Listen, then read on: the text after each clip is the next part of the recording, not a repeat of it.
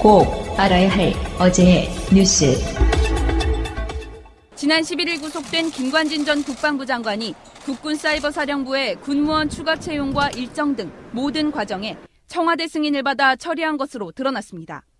JTBC가 취재한 김관진 전 장관의 구속영장 청구서에 2012년 선거에 대비해 김 전 장관이 그해 3월경 7월 1일자로 사이버사령부의 군무원을 신규 채용하는 것에 대해 청와대로부터 승인을 받았다고 적시됐습니다. 앞서 김 전 장관이 사이버사령부 증원에 대해 이명박 전 대통령에게 보고하고 지시를 받았다는 진술이 나왔습니다. 이번엔 구체적인 채용 시기 등까지 청와대 승인을 받아 처리했다는 점이 처음 드러난 겁니다. 사이버사령부 증원과 채용 시기 등을 승인받은 김 전 장관은 연재욱 전 사이버사령관 등에게 대통령과 정부 여당 지지를 위한 사이버 심리전에 적합한 보수 우익 성향 인원을 선발하기 위해 1급 신원조사를 실시하라고 지시했습니다. 군무원 채용 등은 국방부와 군 관할 사안으로 청와대의 승인을 받지 않아도 되는 사안입니다. 이 때문에 검찰은 이명박 전 대통령 등 당시 청와대가 사이버사 운용에 직접 관여한 걸로 보고 있습니다. 김기현 전 530 심리전단 과장은 이태하 전 심리전단장이 수시로 김태효 전 전략기획관을 만난 걸로 안다고 말했습니다. 옥도경 당시 사이버사령관과 함께 청와대로 들어가 김 전 기획관과 회의를 했다는 얘기를 자주 들었다는 겁니다. 그 당시 이태하 단장 등이 GH 회의를 다녀왔다는 들었는데 누구를 만나고 오느냐? 김태효 전략 대비서관을 만나고 온다고. 530 심리전단의 활동을 김 전 기획관이 직접 보고를 받았다는 의혹이 커지는 정황입니다. 그동안 국방부 내부 문건에서도 국내 사이버 작전 결과를 청와대에 대면 보고했다는 기록이 나왔고 그 창구 중 하나로 김 전 기획관이 지목되기도 했습니다. 하지만 이명박 정부 청와대 관계자들은 심리전단의 댓글 활동과 관련해선 아는 바가 없다고 선을 그어왔습니다. 그러는 사이 심리전단 활동을 이끌었던 이 전 단장만 정치 개입 혐의로 2심까지 유죄 판결을 받았습니다. 이런 상황에서 이태하 전 단장이 대통령의 측근인 김 전 기획관을 수시로 만났다는 주장이 나온 겁니다. 이에 따라 김 전 기획관을 출국 금지한 검찰은 조만간 김 전 기획관을 소환해 댓글 공작 관여 여부를 조사할 전망입니다. 국가정보원 특수활동비 상납수사 초기엔 이른바 문고리 3인방이 받은 돈을 일부 사용했을 거란 의혹이 제기됐습니다. 박근혜 정부 들어 이들이 서울에 아파트를 산 것을 두고 상납받은 돈을 쓴 것 아니냐는 의혹도 불거졌습니다. 하지만 문고리 3인방은 최근 검찰 조사에서 상납받은 특수활동비는 자신들이 사용한 돈이 아니라고 진술한 것으로 확인됐습니다. 자신들은 돈을 받아와 관리만 했을 뿐 사용 권한은 전적으로 박근혜 전 대통령에게 있었다는 겁니다. 3인방 가운데 일부는 박 전 대통령이 돈을 사용한 것에 대해서도 진술하는 것으로 알려졌습니다. 최측근 3인방이 자신들의 뇌물수수 혐의를 부인하면서 박 전 대통령에게 모든 책임을 돌리고 있는 것으로 해석됩니다. 검찰은 이런 진술 등을 근거로 국정원에서 상납받은 돈을 박근혜 전 대통령의 개인 비자금으로 결론짓고 3인방을 상대로 박 전 대통령의 사용처를 캐는데 힘을 쏟고 있습니다. 검찰은 특수활동비를 상납한 혐의 등으로 남재준, 이병호 전 국정원장에 대해 구속영장을 청구했습니다. 앞서 이병기 전 국정원장은 오늘 새벽 조사 중에 긴급 체포했습니다. 검찰은 이병기 전 원장에 대해서도 구속영장을 청구할 방침이어서 박근혜 정부의 국정원장 3명이 모두 구속 위기에 처하게 됐습니다. 방송 중간에 좋아요를 눌러주시면 새날팀들에게 큰 힘이 됩니다. 미리 감사합니다. 트위터가 진짜 언론입니다. 걸어다니는 정치 백과사전 디테일의 제왕 최민희 의원님과 깨먹는 시간. 우리 미니 하고 싶은 말 다해. 미니 24번째 시간입니다. 오늘 최민희 의원님은 안 나오셨습니다 라고 말하려고 했는데 어서 오십시오. 안녕하세요. 감기 걸리셨군요. 아니에요. 피곤하신가? 목소리가 좀 달라졌습니다. 지난주에 감기 걸리신 건 의원님이신데. 네, 저는 감기가 계속되고 있습니다.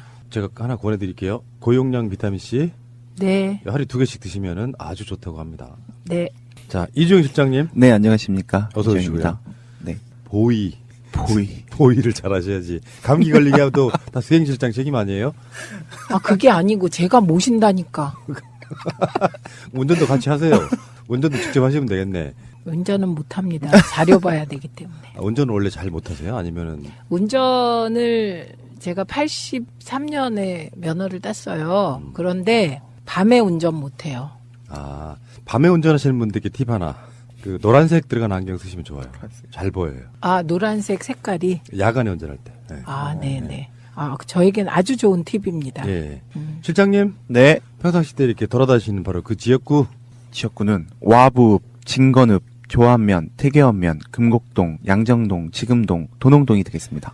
그러니까 읍하고 면하고 동하고 이렇게 돼 있는 거죠. 예. 네. 기름값도 장난 아닐 것 같은데. 한 달에 한 3, 40? 3, 모닝, 40만 원? 모닝. 저게 모닝이기 때문에 그런 거예요. 요게 지금 캐딜락 원을 타고 다녔다면 어떻게 됐을까요? 100만 원 넘겠죠. 트럼프가 타는 차 이름이 캐딜락 원이잖아요.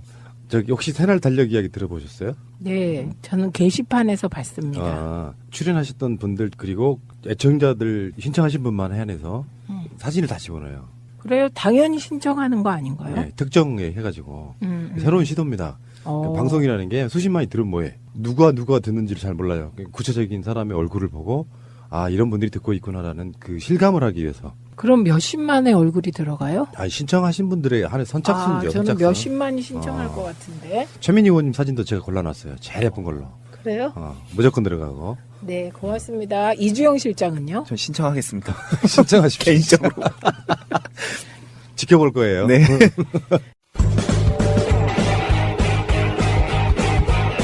제도로서의 민주주의가 흔들리고 구타는 일은 이제 없습니다. 민주주의가 밥이고 밥이 민주주의가 되어야 합니다.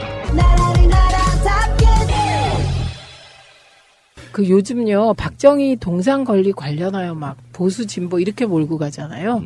근데 저는 그게 보수 진보 문제 같지가 않고요. 2017년 대한민국에 4m짜리 남성 동상을 세우는 거잖아요. 그래서 저는 그게 좀 웃기고 구리게 느껴져요. 이게 우상숭배도 아니고 동상을 정말 이상해요. 기댈 곳이 거기밖에 없는 거죠. 동상 세우고 그럼 앞에 가서 막 절해요? 그러니까 뒤로 가보면 네. 박근혜의 영광에 기대겠어요. 이명박에 기대겠어요. 솔직히 말씀드리면 그쪽 사람들은 김영삼 대통령을 뭐 자랑하기도 그렇고 자랑 안 하기도 그렇고 애매한 분이고 그 뒤에 노태우, 전두환. 그러니까 기댈 사람이 없네요. 딱 박정희밖에 없는 거예요. 그렇네요. 예. 그 후광에는 기대고 싶은 거고. 그렇다고 동상을 세워서 기대요? 저는 동상을 세운다는 그 행위가 대명천지에 대한민국에 안 맞는 것 같다 이 말씀이죠. 그 생각이 웃어서 그렇죠. 네. 상대방은 자꾸 손가락질하고 있는데 자기들은 자랑스럽게 내미는 그 물건 하나가 너무 후진 거예요, 생각이. 그렇죠. 그러니까 우리도 반대하는 분들도 너무 정색하고 뭐 진보다 마다 이게 아니라 구리다. 구리지 않은 이야기 하나 할게요. 네. 문재인 대통령의 리커창하고의 한시대와. 진짜 너무 멋있었어요. 그래서 이거를 제가 오늘 그 문재인 대통령 역할을 하시고요. 예. 그다음에 제가 리커창 역할을 하겠습니다. 그래서 그 한시 낭송으로 방송을 시작하도록 하는 게 좋을 것 같아요. 일화 덕방 불시춘이요. 백화 제방 춘만원이라. 어머나. 왜요? 왜요? 그럼 이걸 또 저는 춘강수 성지 중국어로 읽으신다고 이러신 거예요, 지금? 뭐 그런 건가요? 봄이 오면 강물이 먼저 따뜻해지고 강물에 있는 오리가 따뜻한 봄을 느낄 수 있다는 예. 말이 있다. 너무 멋있어요. 요건 이제 리커창의 이야기고 춘강수 봄이 오는 강물 그다음에 난 따뜻해진다 이런 뜻이죠. 앞 오리가 먼저 한다 이런 뜻이고요. 저는 이번에 오리 앞자를 외웠네요. 갑자에다가 세조자 붙어 있는 거고요. 네, 오리 앞. 근데 이제 문 대통령은 고금 현문이라 그래서 원래 제목이 석시현문이라는 책이에요. 그 명나라 때 명나라 때 어떤 유생이 찬집 그러니까 모아가지고 만든 어떤 일종의 그 명언집 같은 거 그런 건데 그거를 지금 문재인 대통령이 꺼내신 거거든요. 지금 문재인 대통령이 처음 하신 얘기가 아니고 2014년에 시진핑이 한국에 옵니다. 그 당시에 박근혜 때. 그때 중국에서 먼저 조선 중앙 동화에 기고를 해요. 그 해가 한중 수교 22주년이었고요. 네. 중국인들 엄청나게 몰려들던 바로 그런 시기거든요. 근데 보통 이제 시진핑이나 그 트럼프 같은 경우는 나라를 방문하고 그럴 때 이렇게 이번에 트럼프처럼 일본, 한국, 중국 이렇게 거쳐가잖아요. 네. 그 당시 시진핑은 단독으로 한국 1박 2일 방문했었는데 그때 그 기고문의 제목이 뭐냐면은 새잎 주고 집을 사고 천냥 주고 이웃을 산다. 그 기고문에 들어있던 바로 그런 내용이에요. 이제 그 당시 분위기가 좋았을 때고 그 시진핑이 한국이라는 나라에 굉장히 공을 들이던 바로 그런 시기고 그 시진핑이 국가 주석으로 취임한 게 그 전에 2013년 3월달이었기 때문에 한국과의 관계를 굉장히 중요시했는데 나중에 사드 같은 걸로 완전 배신당하는 뭐 그런 거죠. 그런 거죠. 근데 그 시진핑이 진짜 좋아한 사람은 박정희 대통령이라고 합니다. 제가 중국 가서 들었던 얘기인데 시진핑이 박정희 대통령의 새마을 운동에 꽂혔었대요. 그래서 그의 딸이라 박근혜에게 잘해준 건데 그게 좀 오독을 한 것 같아요. 그렇게 배신당하신 분이 또 한 분 더 계시죠. 우리 김대중 대통령 잘해주려고 엄청 노력했잖아요. 좀 짠하게 예. 생각하셨겠죠. 그러면 이제 박정희 동상을 중국에 세우면 되겠네. 진짜 기발하다, 기발해. 어. 그다음에요. 그 리코창이 읽은 시는 소식의 시. 소동파. 예, 맞습니다. 예, 소동파 소식의 시입니다. 해숭춘강 효경. 그 예. 아까 그 앞에 구절이 뭐냐면은 중국어로 해볼까요? 주계도화 삼량지. 대숲 밖으로 복사꽃 두세 가지 피었고. 대숲 밖에 복사꽃이 복숭아꽃이라는 뜻이잖아요. 네. 그러니까 주계도화 대나무숲 밖에 복숭아꽃이 삼량지 예, 두세 가지로 피었다. 봄이 왔다는 것을 이제 그 형용하는 바로 그런 한시가 되겠습니다. 읽어보세요. 제가 해석할게요. 주계도화 삼량지. 대숲 밖으로 복사꽃 두세 가지 피었고. 충강순한 앞선지. 봄강물의 따뜻함은 오리가 먼저 아네. 루호만지 노아단. 쑥은 땅에 가득하고 갈 때는 아직 짧은데 정시하던 욕상시. 지금이 곧 보고가 올라올 때인가 보구나. 그냥 좋다. 술 그냥 한잔 좋고 곁들여야 되는데. 먹을 게 두 개나 들어가잖아요. 네. 오리고기랑 보고. 보고랑.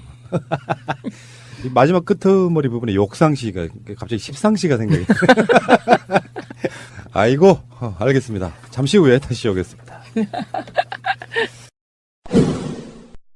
김장겸이 물러났습니다. MBC 장악 김재철 안광한 다음에 김장겸까지 2814일 만에 이명박의 MBC 장악이 끝난 거죠. 그렇죠. 근데 우리가 안광한 사장이 잘 기억이 안 나는 건 그냥 김재철이 해놓은 거 위에서 그걸 유지하는 역할을 했기 때문인 거죠. 네, 그리고 김장겸이 생각이 나는 건 조금 우리식으로 표현하면 좀 악랄하게 했다 이렇게 평가받기 때문인 거죠. 김장겸이 마지막으로 한 말 있죠. 공영방송을 지키지 못해서 죄송하다. 아, 나 진짜 어처구니가 없어서 정말 그렇게 뻔뻔할 수가 있습니까? 저는 김장겸 하면 생각나는 일화가 있어요. 네. 2012년에 MBC가 너무 편파 보도를 했거든요. 총선 때도 그렇고 대선 때도 그렇고. 그래서 우리가 MBC 방문을 해요. 그런데 그때 이상하게 의원님들이 방문을 잘 안 하려고 하는 거예요. 제가 잘 몰랐어요. 방송에 대한 국회의원들의 일반적 태도를. 그래갖고 이제 MBC 가자! 그러면 꼭 누가 나오는지 아세요? 저하고 전병헌. 그분. 예. 두 명이 가게 되는 거예요. 그래갖고 이제 그러고 이제 임수경 의원이 가끔 끼고 이렇게 되는 거죠. 그래갖고 갔는데 김장겸 그 사장이 저한테 최민희 씨 그러는 거예요. 깜짝 놀랐어요. 이번에 그 정우택 까라 방통위원회 방문해서 이효성 방통위원장한테 하는 거 보셨죠? 네, 그 비슷한 태도였어요. 완전히 반대네. 그럼 우리도 그렇게 해야죠. 우리는 이제 진보가 그 보수나 극우에 비해서 우월한 것은 인간 존중의 정신이 있다고 생각을 합니다. 속마음은요. 그래가지고요. 네. 그러면서 그 저에게 한 얘기가 지금도 생생하게 기억나는 게 그 민주당 당신네 쪽은 정권 못 잡는다. 그렇게 하고 정권 잡겠습니까? 그러는 거예요. 녹취라도 하시고 그러셨어요? 그때는 그런 생각을 야, 못했죠. 정말 심하네. 네, 그런 말을 공공연하게 뒤에서도 했고 제 앞에서 그렇게 하더라니까요. 책상을 땅땅 치면서. 그 느낌이 그 이상이었고요. 태도도 이제 국회의원들이 가면 그래도 이렇게는 앉는데 네. 그냥 이렇게 앉아갖고 다리 이렇게 꼬고. 뭔지 이렇게. 알아요. 거만함의 어떤. 네, 그런. 네. 그리고 이 당시에 야당 의원들을 국회의원 취급을 안 했어요. 진짜 그 한 정권이 빌붙어 있으니까 언론사 자체가 권부가 돼버리잖아요. 권부. 그러니까 언론 권력 권력기관. 예, 예. 근데 이제 아직 갈 길이 멀다고 생각하는 게 일단은 의원님이 너무나 잘 알고 계시는 백종문 씨가 이제 부사장이 사장 대행이 되는 하고. 겁니다. 백종문은 오늘 사퇴했습니다. 그리고 이제 실제로 사장이 임명되기까지의 과정이 좀 길 거고 앞으로. 그게 길면 안 되죠. 지금 핵심이 예. 그거예요. 그리고 사장이 바뀌어야 인사를 또 할 거 아니에요. 그렇죠. 실제로 바뀌는데 얼마나 걸릴까요, 대략? 저는 이게 이제 얼마나 빨리 박문진이 사장 선임을 하느냐에 따라 달라진다고 생각합니다. 트위터상에 일설 하나, MBC 사장에 손석희 사장이 갈 수도 있다. 가능성이 있어요, 없어요? 없어요. 없죠? 예, 네. 그럴 줄 알았어요. 아, 이럴 때 있는 듯 없는 듯 이렇게 하는 게 일반적인 정치인의 태도인데. 저도 상식적으로 말이 안 된다고 생각하는데. 그건 말이 안 예. 됩니다. 많은 사람들이 그렇게 그림을 그려보고 그냥 싶어요. 기대하는 예. 거죠, 기대. 그러면 혹시 이 사람이 갔으면 좋겠다를 이니셜로 한 사람만 다. 뭐 없어요. 에이, 무슨 속마음은 말을 못하세요. 예. 어쨌건 저는 그때 당시에 170일 파업했던 거 생각나거든요. MBC 네. 막 그 당시에 김재철 이야기 엄청 나오고 그러면서 그 당시에 직원 120명을 대기 발령했단 말이에요. 네. 어마어마했던 거죠. 사실 그게 김장겸 같은 경우도 최근에 그 노동부 조사받은 게 그런 부분이잖아요. 네. 부당 노동행위 그걸 무기로 언론 장악을 획책했던 거니까 사실 그렇죠. 그게 핵심이었던 거고. 예, 김장겸은 MB와 박근혜 체제에서 했던 보직들을 쭉 열거해 드리면요. 우선 첫째 정치부장 했습니다. 2011년에. 그리고 그 이후에 보도국장. 그리고 또 그 이후에 보도본부장을 하다가 2017년 2월에 MBC 사장에 임명됩니다. 2017년 2월이면 그때가 국회에서 박근혜가 탄핵 당하고 그 탄핵이 진행되는 상황이었거든요. 그때 알박기라고 그랬었죠. 예, 그래서 알박기 사장이죠. 근데 결국은 물러나게 되네요. 네. 근데 저는 아주 이분이 그 물러나는 걸 보면서 2012년에 제가 그렇게 모욕을 당했고 그런데도 이제 우리가 수차례 MBC 찾아갔거든요. 그리고 MBC 세월호 국정조사 때도 찾아갔는데 문을 안 열어줬어요. 국회의원들이 갔는데. 그래서 우리가 안에도 못 들어가고 MBC 앞에서 기자회견을 했는데 그 기자회견 하는 모습을 MBC가 비난조에 보도를 했던 그런 생각이 나고요. 거기에 덧붙여서 우리 그때 비서관이 뭐 어쩌고 저쩌고 했다고 우리 의원실을 콕 찍어서 비난했던 기억이 나요. 그렇게 하셨기 때문에 결국은 MBC한테 보복 보도를 당하신 거 아니에요? 그 MBC 보복 보도는 그런 것도 뭐 제가 밉상이었겠죠. 네. 예, 그런데 그거에 더해서 제가 백종문 녹취록 그러니까. 폭로해서 예, 보복 보도 당했죠. 그게 총선 중에 특정 국회의원을 찍어서 그런 식의 무리한 보도를 하는 경우는 거의 없는데 그렇죠. MBC이기 때문에 그렇게 한 거예요. 수구 세력에겐 밉상, 우리에게는 곱상.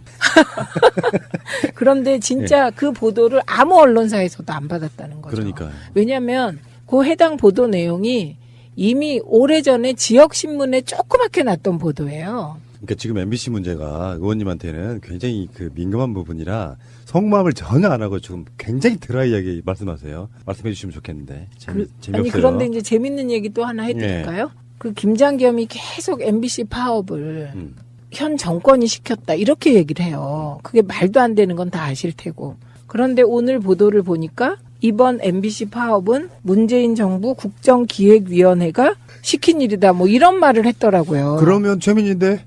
국정기획위원회에서 방송을 담당했던 건 최민인데?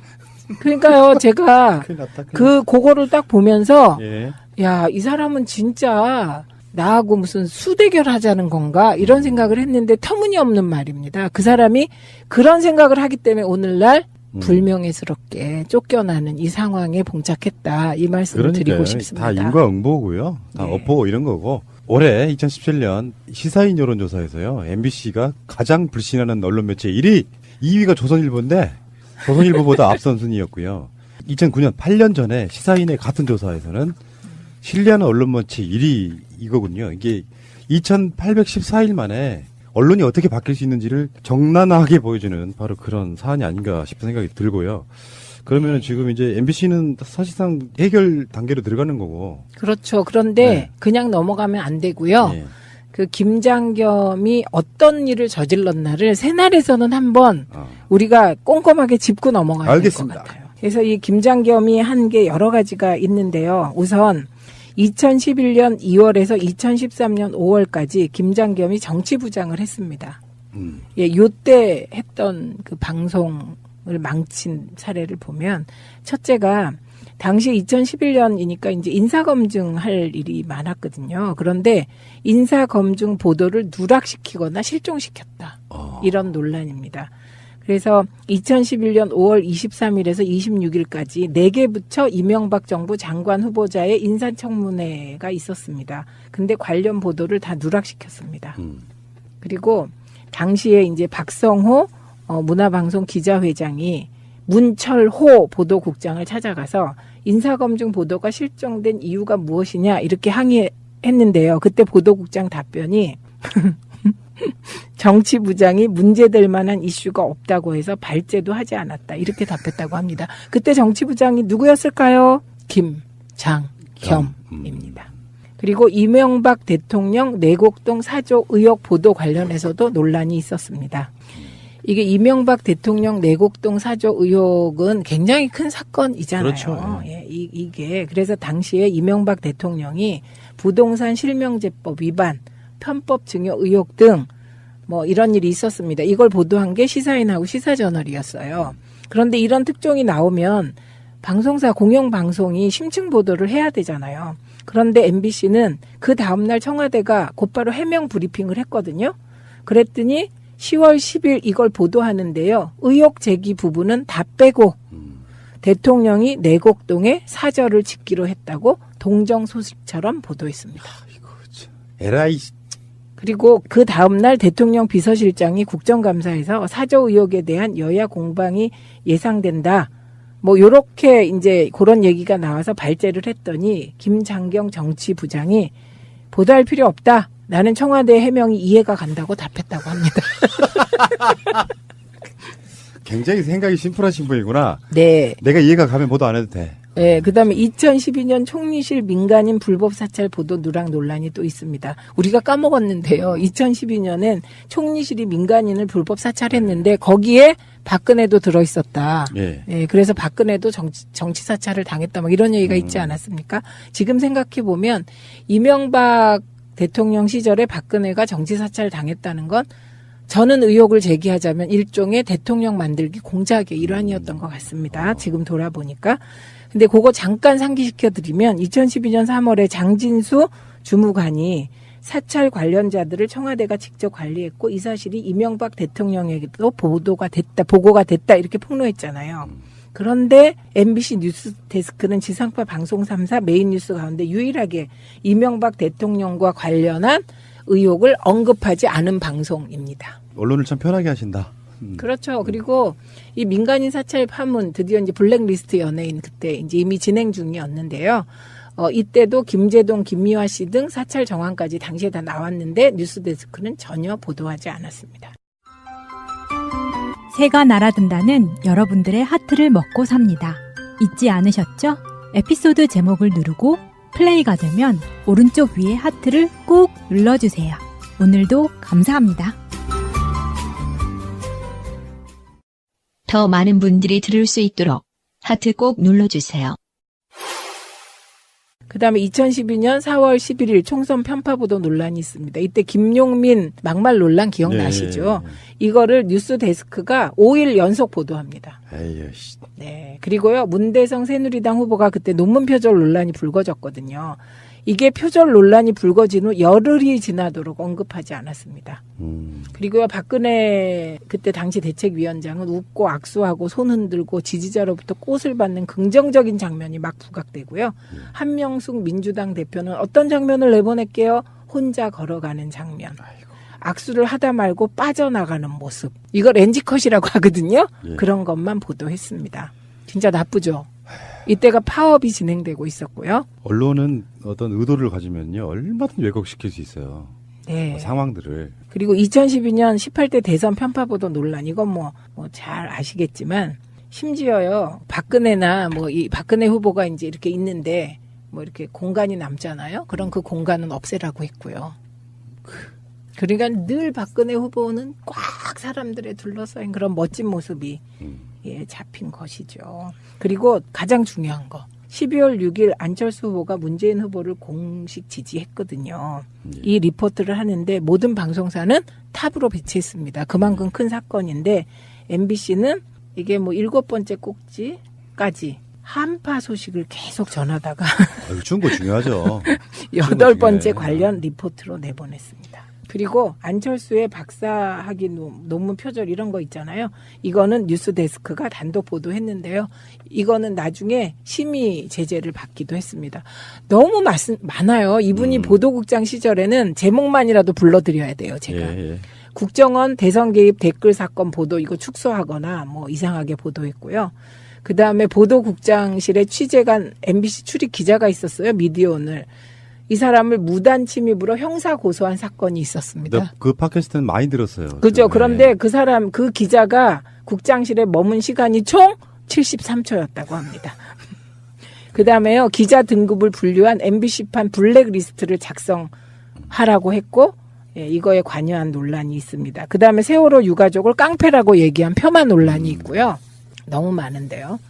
그 다음에 대선 개입 한 그 심리전단장이 법정 구속됐잖아요. 이거 보도 안 했습니다. 그다음에 그 지긋지긋한 박원순 서울시장 아들 병역 의혹 왜곡 보도. 이거 MBC가 뭐 거의 선도하다시피 했고요. 백남기 농민 사망 사건은 축소 보도했습니다.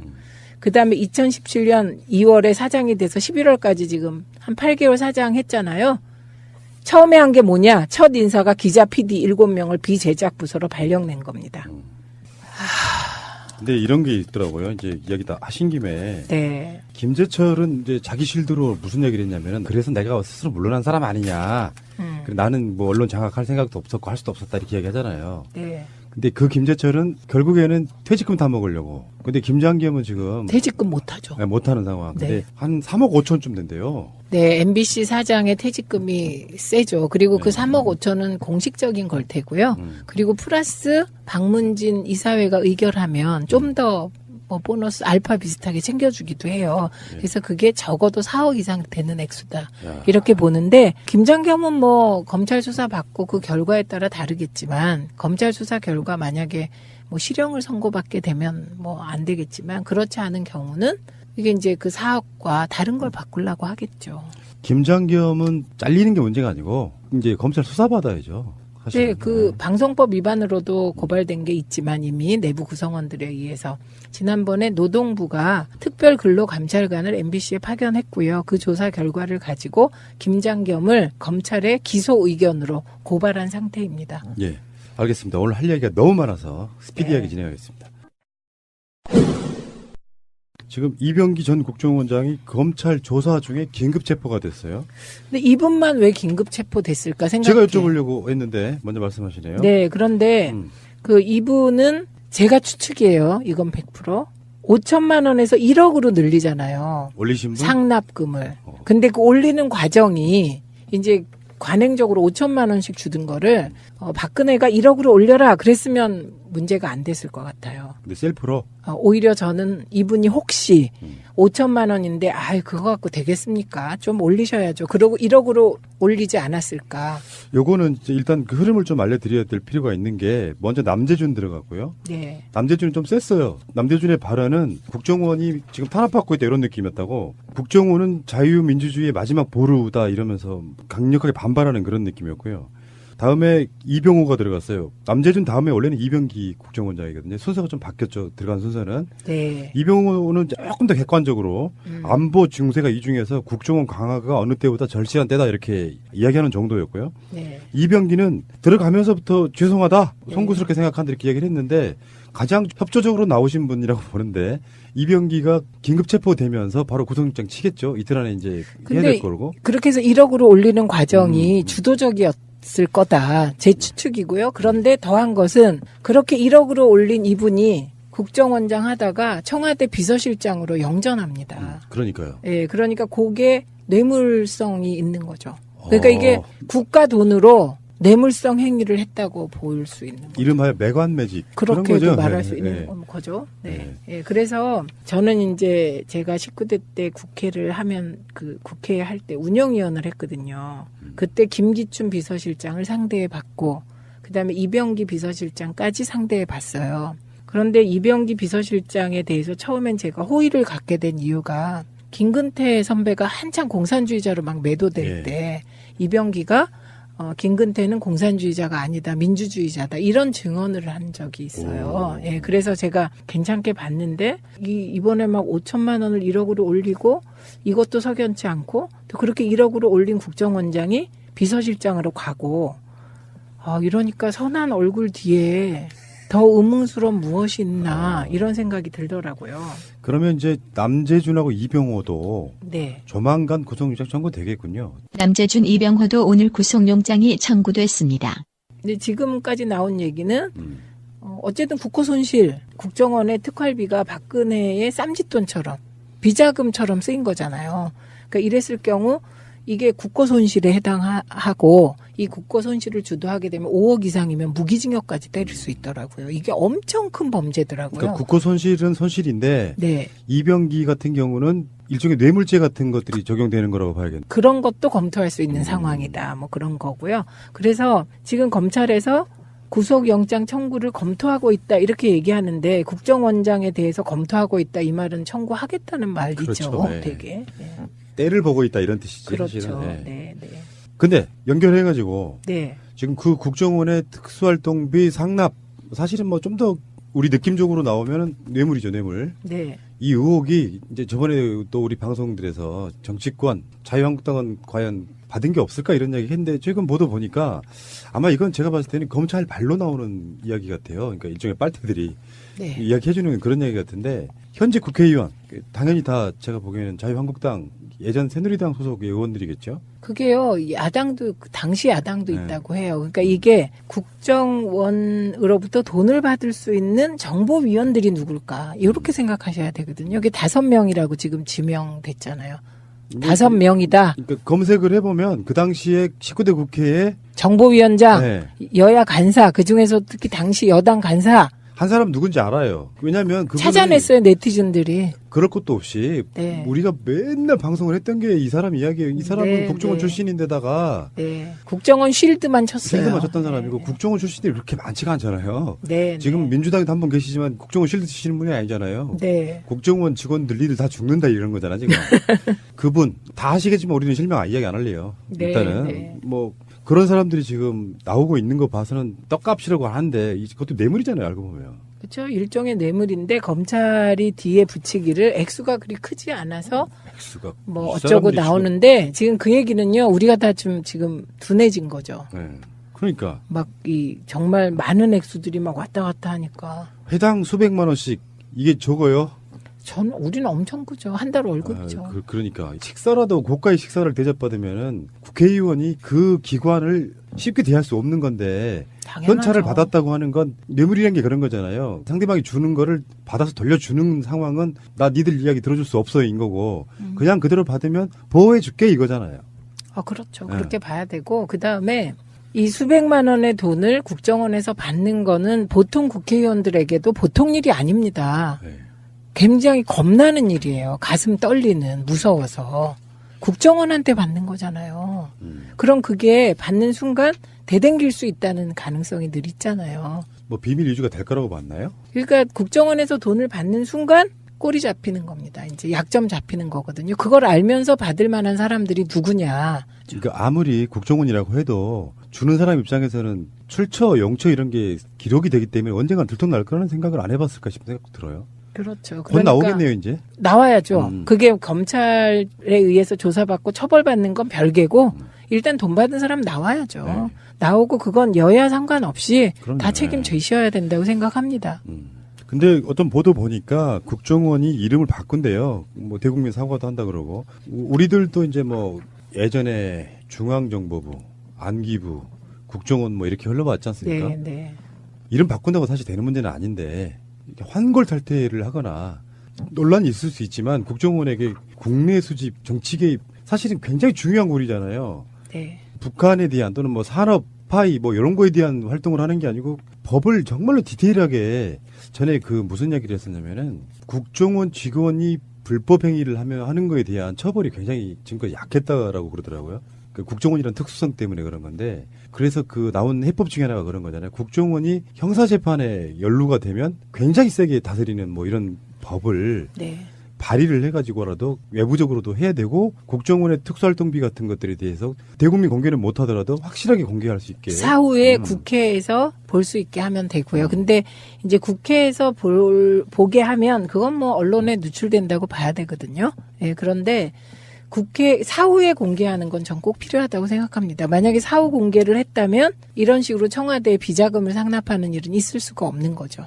문재인 대통령의 공약을 한번 보겠습니다. 예측할 수 있을 것 같은데 해외 안보 정보원 네. 이런 식으로 바꾸겠다 이런 거 뭐 이름은 뭐 똑같아질지 모르겠지만 여기서 온돌라이프의 획기적인 난방 제품 발구들을 드리는 이벤트 문제 나갑니다. 문재인 대통령의 공약 중 국정원의 새로운 이름은 무엇일까요? 정답은 해외안보정보원입니다. 팟빵 새날 게시판에 이메일 주소를 올려주시면 이메일을 드립니다. 국정원 자체가 혹시나 문재인 정부가 끝나고 그 다음 정부 계속 갔을 때 다시는 정치 개입, 선거 개입 이런 걸 하지 않는 정말 누구라도 왜 그런 거 있잖아요. 미국 사람들 CIA 같은데 부끄럽다고 느끼지는 않잖아요. CIA에서 만약에 댓글하고 이렇게 상납하고 이랬다고 하면 미국 사회가 뒤집어져요. 그러니까. 그런데 우리의 보수들은 그리고 자유한국당이나 뭐 일부 의원들이나 지금 전 국정원장들이 지금 이 상황을 놓고 뭐 국정원이 상처를 입고 뭐 안보기관들이 상처를 입어서 문제다 이런 말 하는 거 진짜 말도 안 되고 더 문제죠. 그렇게 중요한 안보기관들이 국정원하고 군이 국내 정치에나 개입하고 그러다가 김정일 사망한 것도 51시간 뒤에 북한이 발표하는 거 보고 알고 그 아줌마가 발표했잖아요. 그거 보고 알았다는 거 아니에요. 아유, 정말 부끄러운 일입니다. 근데요, 저는 그 돈 받은 거에 관해서 꼭 드리고 싶은 말씀이 그러니까 국정원에서 돈을 받는다 무섭잖아요. 꼬리 잡히고 이게 내가 약점 잡힌다는 거 알면서 받는 관계는 얼마나 친밀한 것이냐. 그러니까. 자, 국정원 석고 대체해야죠. 네. BBK라는 투자 자문회사를 설립을 하고 여러분 이거 다 거짓말하는 걸 아시죠?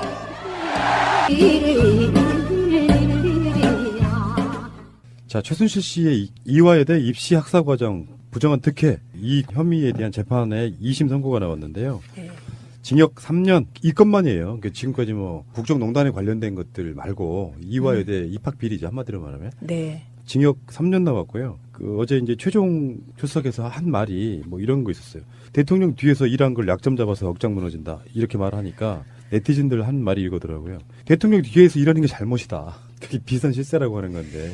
이분한테는 비선실세라는 말도 안 맞는구나 이런 생각이 들었어요. 그러니까 전면실세? 그러니까 아니 그런 개념이 없는 거예요. 그냥 이런 거죠.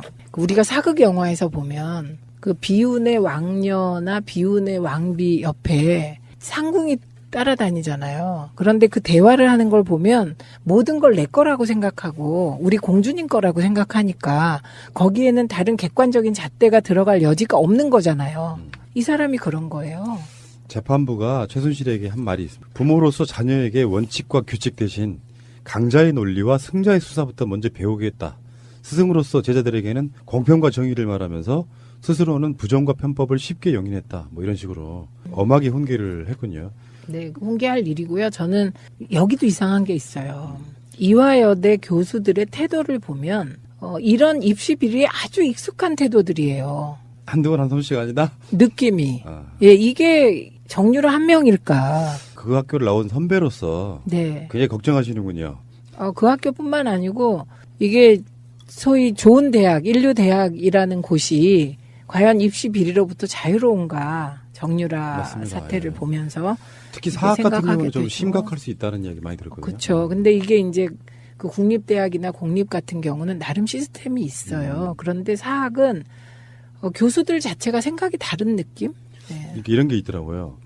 예전에는 그냥 시험만 봐서 들어가는 경우가 많았고 요즘에는 이렇게 여러 가지 특기라든지 뭐 수시라든지 뭐 이런 식으로 해가지고 면접이 중요시되는 그런 경우에는 나쁜 마음을 먹으면 비리가 개입할 개연성이 굉장히 높아지잖아요. 네. 그런 것들을 악용해 먹는 게 아닌가 싶어요. 사실 그 암기 위주의 시험에서 벗어나서 인성을 보고자 하는 무슨 면접 같은 게 많아지면 그걸 또 악용해 먹으니까 이 법과 제도라는 게 사실 좀 무력화되는 느낌. 그게 자존심이 없는 거예요. 그 다음에요. 그 최순실이 한 말 중에 제일 웃기는 말이 뭔지 아세요? 저는 이거 보고 깜짝 놀랐는데 그 최순실이 세관과 관련하여 인사청탁한 거 있잖아요. 인천본부 세무관 어쩌고 그래서. 근데 이거를 고영태가 추천해서 정호성한테 전달했다는 거 아니에요? 그 사람을? 그래놓고 뭐라고 얘기했는지 아세요?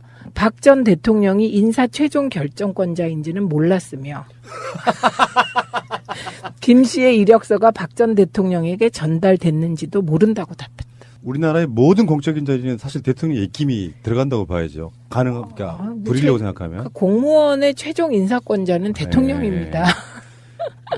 굉장히 이건 무식한 건지. 아니, 그러니까 이거는 뭔가 이거는 쇼라기보다는 그 표쪼가리 하나, 그 무슨 추천서 하나 이런 게 뭐가 중요해. 그냥 내 맘대로 하면 되지.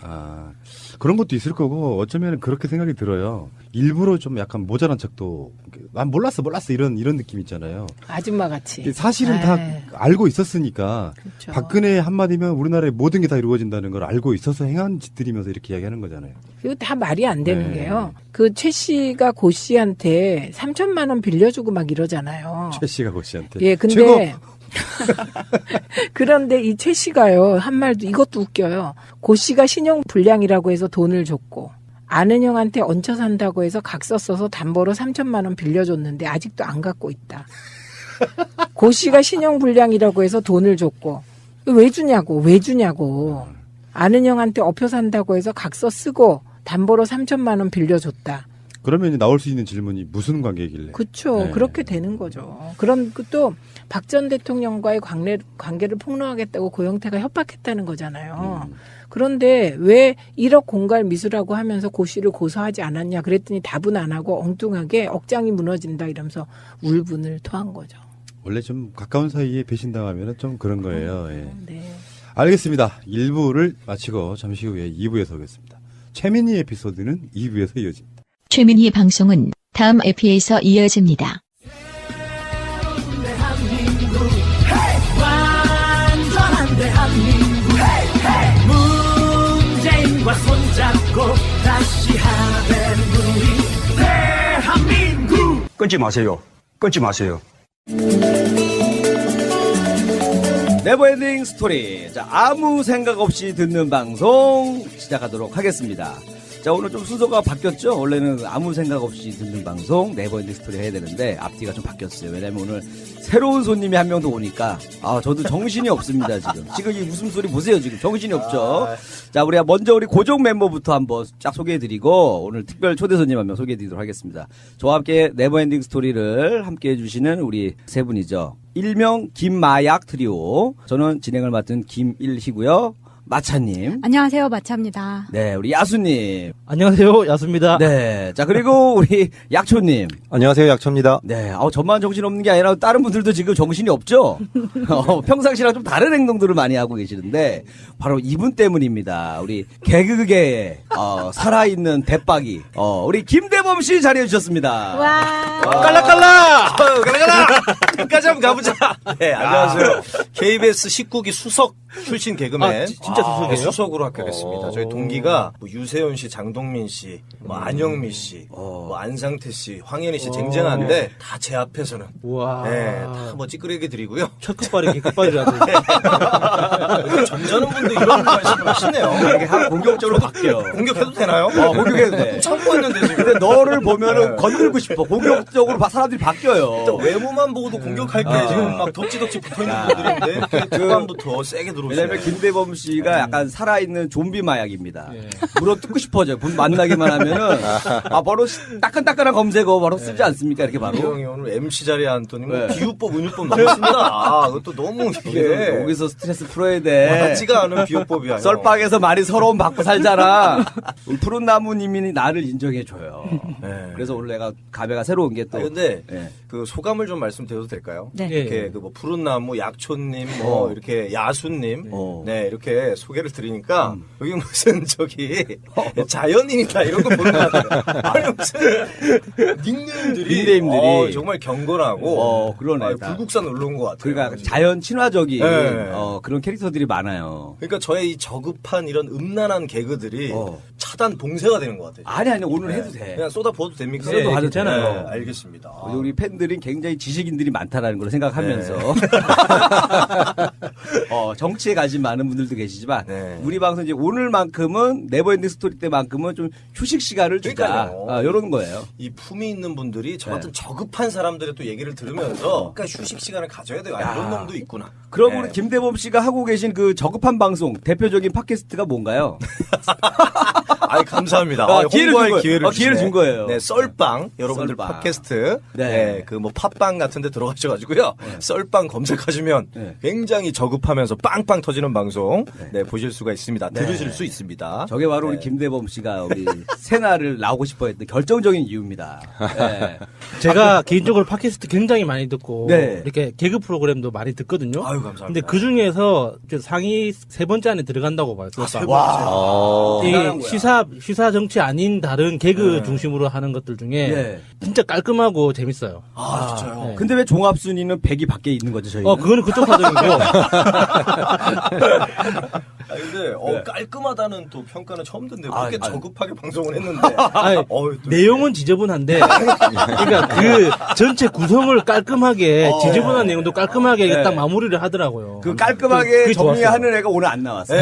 황현희 씨인데 황현희 씨는 청소기 역할을 하고 주로 지저분하게 하는 그 진흙탕 싸움은 김대범 씨랑 저랑 주로 하고 있습니다. 좌쓰레기 우쓰레기가 지금 다 와 있습니다. 굉장히 지저분해질 거예요 지금. 그 정치적인 좌우 아닙니다. 이거 괜히 또 이 발언이 조심해야 된다. 조심해야. 그래도 나쁘지 않았던 게 저한테 좌를 줬기 때문에 요쪽에서는 좌라고 하면 괜찮아요. 저는 좌우 아무 색깔이 없는 사람이기 때문에 중쓰레기로 해 그냥 중쓰레기. 중쓰레기로 가겠습니다. 중쓰레기. 이거 괜히 조심해야 될 것 같아요. 자, 그래서 오늘 또 우리 에피소드 제조기인데 오늘 또 어떤 이야기를 네버엔딩 스토리에서 풀어줄지 기대를 많이 모아보도록 하겠습니다. 자, 오늘 그 순서부터 한번 정해볼까요? 자, 가위바위보로 저는 리얼하게 가위바위보로 정하거든요. 순서 정합니다. 자, 가위바위보! 비겼어요. 가위바위보! 가위 두 분. 마차님하고 약주님 먼저 가르쳐요. 가위바위보. 자, 마차님 1등. 가위바위보! 대범아. 가위바위보! 제가 꼴찌했습니다. 역시 김일이는 어딜 가나 꼴찌구만. 야, 원래 MC가 내가 먼저 하면 너 기죽을까봐 늦게 하는 거야. 자, 그러면 순서를 우리 마차님부터 정할 수가 있어요. 네, 저는 국중주의를 표방하면서 세 번째로 하겠습니다. 안철수 씨가 좋아하는 3번, 가운데 3번 선택하셨고. 네, 또. 예, 오늘은 손님 오셨기 때문에 손님께서 나중에 정신을 번쩍 들게 하시라고 제가 처음에 좀 졸리게 만들겠습니다. 그 수면제 한번 뿌리고. 왜냐면 오늘도. 대부분이가 너무 컨디션이 좋기 때문에 한번 컨디션을 좀 낮춰주는 의미로 먼저 신청해줬고. 자, 우리 그 야수님은요? 좀 네 번째 할게요. 네 번째. 자, 그러면 자리 빈 게 2번. 2번하고 5번 2번 하겠습니다. 자, 그럼 제가 5번 하면서 자, 오늘 네버엔딩 스토리 오늘의 주제는요. 바로 라이벌입니다. 라이벌 어떤 이야기가 펼쳐질지도 기회가 많이 되는데 자, 그러면 본격적으로 시작해 보도록 하겠습니다. 오늘도 언제나와 같이 본격 졸리는 방송을 한번 해보겠습니다. 약초인데 이 사람 자목이 하는 그런 약초군요. 목소리가 좀 졸려요. 조금 졸립니다. 그런 약초. 좀 적응이 됐는데 대범 씨는 민감할 수가 있어요. 오늘 처음 봤기 때문에 효과가 빨라요. 우리 약초 형님 기대하겠습니다. 충분히 이해가 됩니다. 아직도 SNS에서 문재인 대통령만 팔로우하고 계시다고요? 친절한 청와대, 활짝 열려 소통하는 청와대, SNS 청와대 공식 계정으로 더 가깝게 만나세요. 트위터, 페이스북, 인스타그램과 카카오톡 플러스 친구에서 대한민국 청와대를 검색하고 친구가 되어주세요.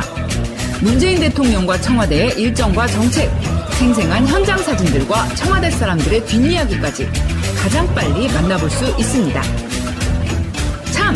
청와대 홈페이지 즐겨찾기도 잊지 마세요. 오늘 제가 가져온 라이벌은 그 유명한 퇴계 이황과 남명조식입니다. 김대범 씨 괜찮으시겠어요? 깨우 그냥 썰빵 홍보 한번 했으니까. 아니, 이게 지금 퇴계 유황이 나오는 이런 얘기도 어디 가서 들어보겠어요. 네. 들어봐야 진득하니. 오늘 설민석 씨가 나와야 될 것 같기도 하고.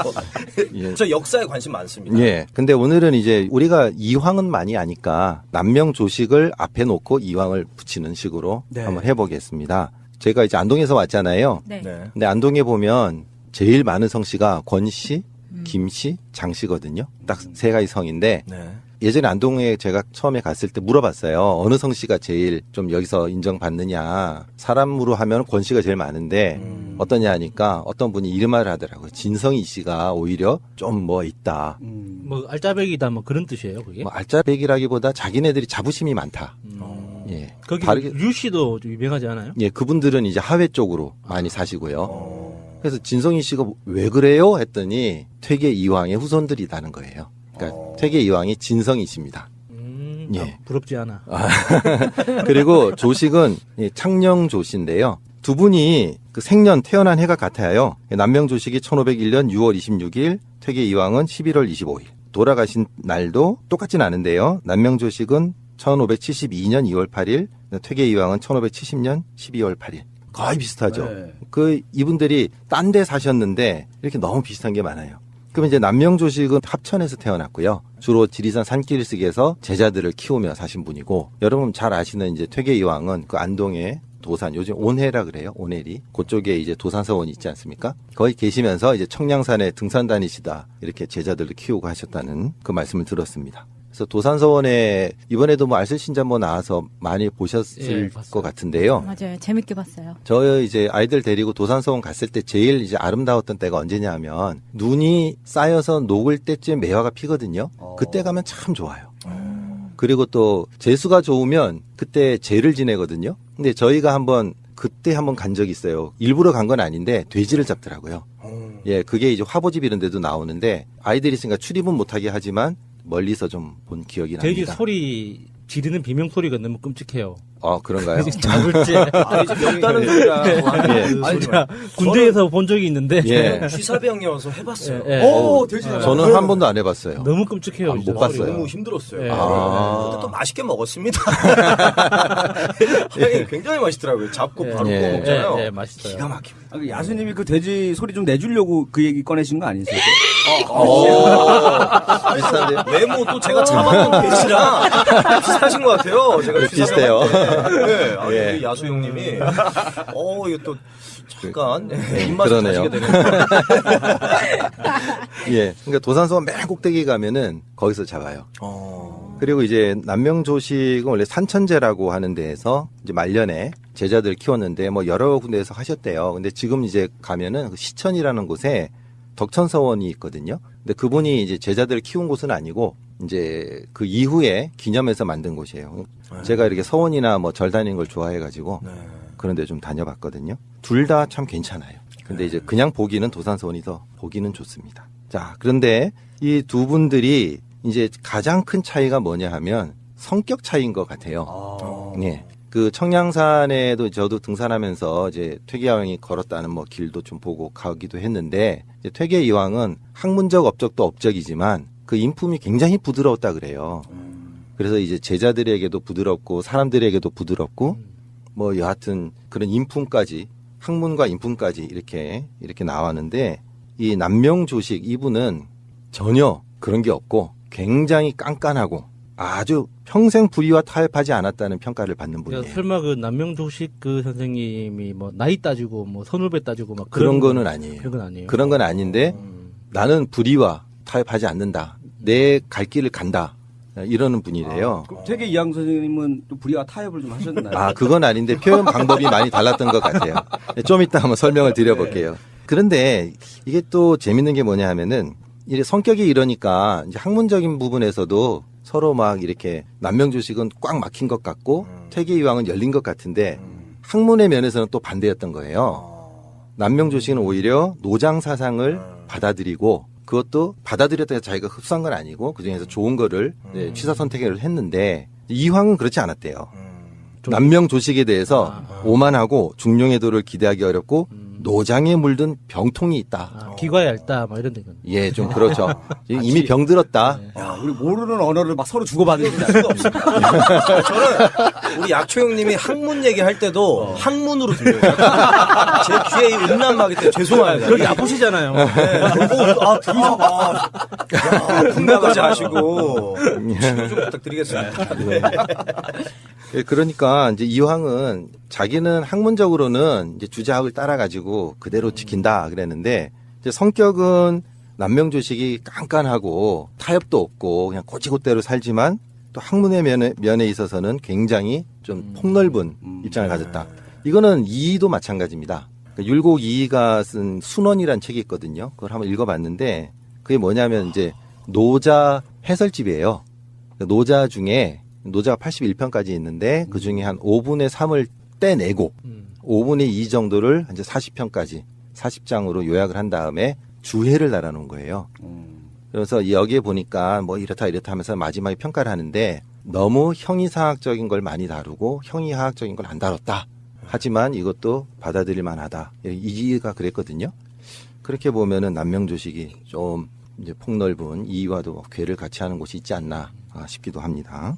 근데 이제 제가 그 남명조식이란 분을 서원도 가보고 하면서 제가 제일 감명 깊게 봤던 게 이거예요. 그분이 항상 경과 의를 중요시했다 그러는데 경요? 예, 공경할 경, 의로 의 해가지고 경의인데요. 항상 성성자라고 하는 방울을 차고 있었고 그 다음에 칼을 항상 차고 있었대요. 방울은 왜 차요? 방울은 경의 상징인데 항상 깨어 있어라. 남자의 상징이 아니고. 예, 그게 아니고. 저도 방울은 항상 우리가 굳이 안 쳐도 갖고 다니는데. 그러게. 네. 그래서 불쌍하게 생기면 여자를 오해받을 수 있으니까 방울 그렇구나. 소리를 내는 줄 알았죠, 저는. 예. 방울에서 좀 궁금해 하시네요. 여자분들 역시. 네. 아무도 못 물어보는 것 같아서. 그래서 항상 방울이 울릴 때마다 자기를 점검하고 깨어 있어야 된다. 예, 칼에는 이제 이런 글이 쓰여 있다고 하는데요. 내명자경 외단자의라 이렇게 돼 있는데 안으로 자신을 밝히는 것은 경이고 밖으로 결단하는 것은 의다. 좀 어렵지만은 칼자루를 만지면서 나를 바르게 해야 된다. 그리고 바르게 한 이후에 나머지를 해야 된다 하는 걸 항상 그랬대요. 그래서 밤이고 낮이고 책만 읽고 하는데 졸다가도 칼 딱 손에 잡히거나 그러면 탁 깼다는 뭐 그런 이야기가 있더라고요. 왜 그렇게 피곤하게 살까요? 그러니까요. 예. 근데 본인은 그게 행복이었겠죠? 근데 칼을 잡으면 비니까 저도 깰 것 같아요. 졸다가 칼 잡으면 안 깰 사람이 없을 것 같긴 한데. 그리고 원래 그 문구들을 항상 적는데 보면은 왜 그런 거 봤더니 칼을 들잖아요. 그 문구가 자기 눈에 딱 보이잖아요. 그렇죠. 그래서 새겨놓는 것 같아요. 칼 잡을 때마다 그렇게 생각이 새겨놨대요. 나게끔. 예, 어디나 이런 그렇죠. 얘기도 가끔 한단 말이에요. 내가. 스시집 가면 스시마루 뭐 이런 식으로 스시집 상호가 적혀 있더라고요 칼에. 네. 그리고 브랜드로 가던데 이 옛날 분들은 예, 굉장하죠. 예. 근데 이제 이분들의 또 특징이 좀 이게 앞뒤가 좀 안 맞는 것 같기도 한 부분이 또 뭐가 있냐면은 남명조식은 학문만 해서는 안 된다. 실천을 해야 된다. 퇴계 이황도 물론 실천은 실천이지만 그런 부분에서 약간 소극적이었나 봐요. 그래서 남명조식의 가장 대표적인 제자가 누구냐면 곽재우 장군입니다. 어디서 들어봤어요. 예, 곽재우. 예, 의병 활동했던 곽재우. 그만큼 선생님한테서 배워서 나라가 이렇게 풍전등화의 상황에 있으니까 나가서 행계해야 된다. 실천을 해야 된다. 실천을 해야 된다. 행동으로 보여줘야 된다. 예, 항상 선생님이 그렇게 가르쳤으니까 그대로 나갔다 그러고요. 퇴계 이황의 뭐 제자는 숨어 있었었나요, 그분? 그건 아니고요. 대표적인 우리가 아는 사람으로는 유성룡. 퇴계 이황의 제자가 유성룡입니다. 그분도 좀 실천한 것 같아요. 실천하긴 했죠. 예. 그러고 보니까 퇴계 이황도 그렇고 남명조식 선생도 그렇고 그 두 분 돌아가신 이후에 임진왜란이 있었네요. 예. 그때 이제 나중에 문제가 생기는데 그 라이벌 부분을 그걸 제가 얘기를 드리려고 한 겁니다. 예. 연결되는구나. 예. 어떤 일이 있었냐면요. 이제 시작이요? 예, 이제 이제 좀 편안한 거 나오나요? 이제 편안한 거 나옵니다. 이순신의 라이벌 뭐 이런 거 나오는 겁니까? 그건 아닙니다. 이거 좀 스캔들이 하나 나오는데요. 그 진주에 그때 합천이니까 합천 하동 뭐 이런 데가 다 그 진주 그쪽이거든요. 그 진주에 진사 하종학이라는 사람이 살았습니다. 근데 이 사람이 이제 상처를 하고 재혼을 했는데 그 사람이 하만이 씨라 그랬대요. 원래 과부라 그랬는데 우리가 과부라는 말이 맞나요? 아니 미망이란 말? 미망이나 표현 별로 아니요, 안 좋다고 그랬죠. 맞아요. 과부가 맞죠. 맞아요. 예. 미망이는 미처 따라 죽지 못한 사람이라는 예, 거죠. 그렇죠. 예. 있어서 돌싱이 있지 않습니까? 또 돌싱. 돌싱이네요. 예, 예, 맞네요. 그 말 쓰면 됩니다. 돌아온 싱글. 네, 좋잖아요. 그래서 이분을 이제 다시 후처로 맞았는데 이제 선조실록에 보면은요 이 여인에 대해서 그 음행으로 향리에 소문이 났었다라고 할 만큼 행실이 좋지는 않았대요. 아, 그 여인이 후처로 들어온 분이 되게 예뻤나 보네요. 그랬을 수도 있는 것 같아요. 근데 이제 하종학이라는 사람이 죽고 이제 혼자 됐잖아요. 혼자 됐어도 하종학이라는 사람이 진사 출신이기 때문에 원래 그 유교에서 말하는 걸 지켜야 되는 상황이거든요. 근데 이 여자가 혼자 살게 되니까 그냥 평생 절개를 하고 살았어야 되는데 파리떼가 엄청 붙었겠지. 붙었죠. 그리고 남자를 사귄 거예요. 그러니까 이게 이제 소문이 돌기 시작한 거예요. 아, 그래서 음행을 뭐 이렇게 그런 이야기가 있었네요. 예, 예. 그러니까 이게 원래도 조금 그랬나 봐요. 야, 근데 그 당시에 또 이렇게 누구 만나기 쉽지 않았을 텐데요. 그러니까 대단한 거죠. 대단한 거죠. 예, 예. 뭐가 대단하다는 거예요? 성욕이 대단하다는 거예요? 뭐가 대단하다는 거예요? 어쨌든 다 대단합니다. 그 시대면은 카톡도 없고. 예. 뭐 어떻게 남자를 만났는지. 뻐꾸기. 예, 하여튼 옛날 영화를 보면 나오나요? 그런데 이 소문이 나니까 이제 남명조식이 화가 많이 났대요. 화가 많이 나고 제자들하고도 이야기를 해가지고 야 이거 안 되겠다. 관아에 알려서 처벌을 받게 하자. 근데 이제 관아에서 좀 소극적으로 나섰나 봐요. 그러니까 남명조식의 제자들로 중심이 된 그 제자들이 가가지고 요즘 말로 하면은 그냥 막 깽판을 친 거예요. 집을 다 부수고 불태우고 막 쫓아내고 막 이렇게 됐어요. 이렇게 되니까 이제 정부에서 안 나설 수가 없잖아요. 그래서 또 정부에서 나서가지고 그 여인이 또 일단은 정조를 안 지킨 게 문제니까 그쪽도 처벌을 하고 그다음에 야 니들도 행동이 너무 심했어 하고 남명주식의 제자들 이런 사람들까지 다 처벌을 한 거예요. 그래 처벌을 해가지고 이게 이제 그 나중에 전통으로 남는다 그래요. 이제 확실한 건 모르겠는데 하여튼 제가 찾아보니 그래요. 이걸 회가출향이라고 한대요. 여인의 행실이 바르지 못하면 훼손한다 회자해가지고 집을 부수고 출향 자기 고향에서 쫓아낸다. 그게 아예 그냥 전통으로 자리 잡아버린 예, 그 이후에 됐다고 그러는데 또 댓글로 아니다 하실 분이 계실지 모르겠습니다만 지금은 그게 중요한 게 아니에요. 예. 용역 깡패도 아니고 지금 젖들을 부시고. 근데 실제로 그런 전통이 계속 이어져 내려왔대요. 근데 이제 여기에 이제 이게 1장이고 제 2장이 제일 중요한 거예요. 2장이 뭐냐면은 이때 이제 구암 이정이라는 사람이 있었대요. 가수 이정 아니고요. 나름 또 개그를 또. 개그를. 근데 이 사람이 남명조식보다 12살 어렸지만 이 자원급제를 할 정도로 아주 인재였던 거예요. 그런데 이 사람하고 그 하만이 씨 그하고 어떻게든 좀 연결이 좀 돼 있었나 봐요.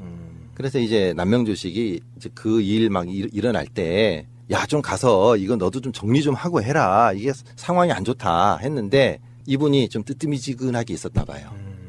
그러니까 남명주식이 절교를 해버린 거예요. 나는 너하고 더 이상 안 하겠다. 절교를 딱 했는데 이 얘기가 어디까지 들어갔냐 하면 퇴계이왕한테 들어간 거예요. 그래서 퇴계이왕이 그 얘기를 듣고 퇴계이왕은 좀 성격이 좀 온화하고 유순하다 그랬잖아요. 그러니까 이제 이정이라는 사람한테 편지를 보낸 거예요. 거기에 이렇게 써 있었대요. 대관절 친구 사이에 그 정도의 일을 가지고 절교까지 하다니 참으로 알 수 없는 노릇이다. 이렇게 보낸 거예요.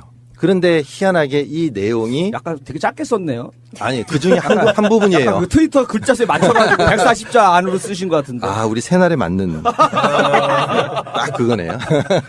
이게 이제 알려지게 되면서 문도들이죠. 그러니까 스승님의 그 제자들에게 문도들끼리 싸움이 벌어진 거예요. 이게 얼마나 싸움이 크게 벌어졌냐 하면 선조실록에 또 이렇게 나온대요. 선사, 그러니까 스승님을 모욕하고 농락함에 못하는 짓이 없었다. 이 정도로 막 싸움이 붙어가지고 점점 거리가 멀어진 거예요. 그전에는 어쨌든 간에 태학의 이왕하고 남명주식하고 편지가 왔다 갔다 하곤 했었대요. 뭐 서로 약간 뭐 디스하고 이렇긴 했지만 이 정도까지는 안 갔는데 이 상황이 이렇게 돼가지고 결국 화해를 못하게 돼요. 화해를 못하게 되고 결국 어떻게 되냐면 나중에 그 남인 북인 얘기 듣잖아요. 뭐 나중에 서인도 나오고.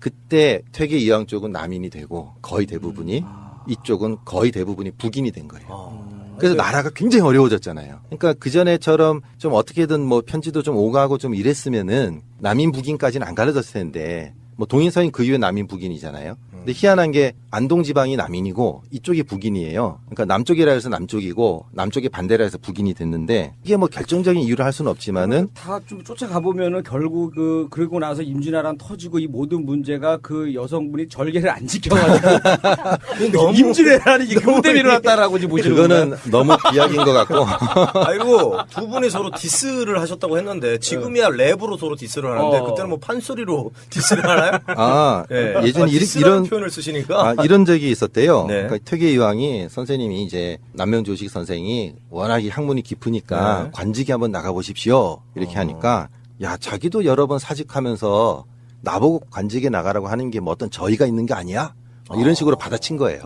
꼭 요즘 랩으로 디스하듯이 이렇게 막 받아쳤대요. 그리고 뭐 아까 말한 것처럼 뭐 중용이 없고 오만하다 막 이렇게 하니까 앉아서 그 부모님 재산이나 축내면서 공부한답시고 막 이러는 사람들이 뭘 알겠냐, 마당이라도 제대로 쓸어봤냐, 이런 식으로 또 랩 배틀을 했다 그러더라고요. 우리가 그 영화 그 남한산성만 봐도 거기 뭐 이병헌 씨하고 김윤석 씨하고 둘이 엄청 의견 가지고 싸우잖아요. 그걸로 계속 싸운 거 아니에요? 그분들 두 분이 그 파가 나눠가지고. 나중에 그렇게 됐죠. 결국은 그렇게 돼서 나라가 좀 힘들어졌잖아요. 근데 이때 뭐 이거를 뭐 결정적인 거라 할 수는 없겠지만 어쨌든 이게 선조실록에 나올 만큼 크게 싸웠던 건 분명한 것 같아요. 그래서 나중에 이제 뭐 괴가 좀 고리졌다고나 할까? 예, 좀 그런 게 있는 것 같아서. 그러니까 두 분이 라이벌이 아니었었으면 얼마나 좋았을까? 뭐 이런 생각도 좀 하시는 건가요? 그랬으면 더 좋을 것 같고 두 분을 좀 합쳐놓으면 얼마나 훌륭했을까요? 정말 그 수준 있게 역시 또 우리 첫 얘기부터 라이벌. 야, 굉장히 그 품격 있는 라이벌 두 분을 소개해 주셨고요. 자, 계속해서 이어서 또 다음 이야기 만나보도록 하겠습니다. 너무 수준 높은 걸 하시니까 제가 준비한 게 괜찮아. 쫄아서 못하겠어요. 아니, 쉬었다가 다음날 나가니까 걱정하지 네. 말고. 아니 뭐 조식 뭐 이런 분 저는 조식하면 조식 중식 뭐 석식 이런 거밖에 모르는 사람인데 와 정말 너무 품격 있는 말씀을 해주시니까 제가 살짝 쫄았지만 그냥 제 스타일대로.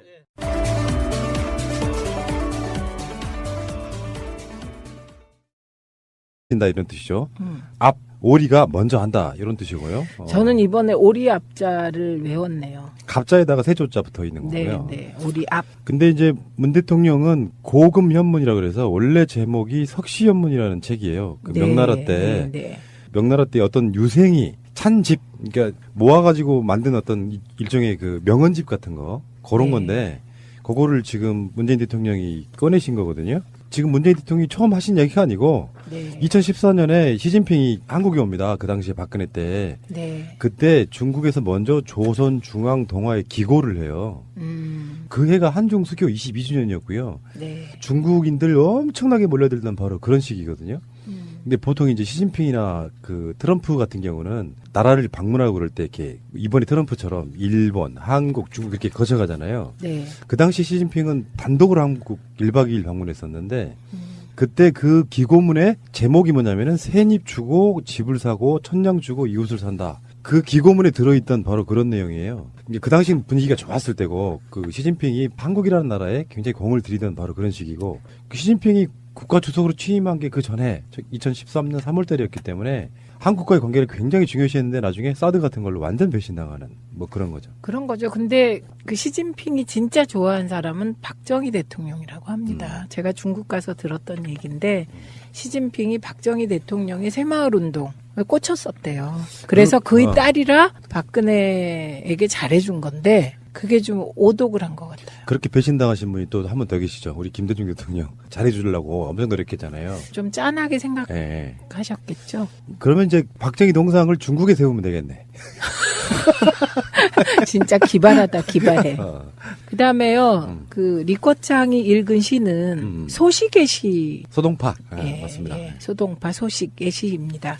해숭춘강 효경. 그 네. 아까 그 앞에 구절이 뭐냐면은 중국어로 해볼까요? 주계도화 삼냥지. 대숲 밖으로 복사꽃 두세 가지 피었고.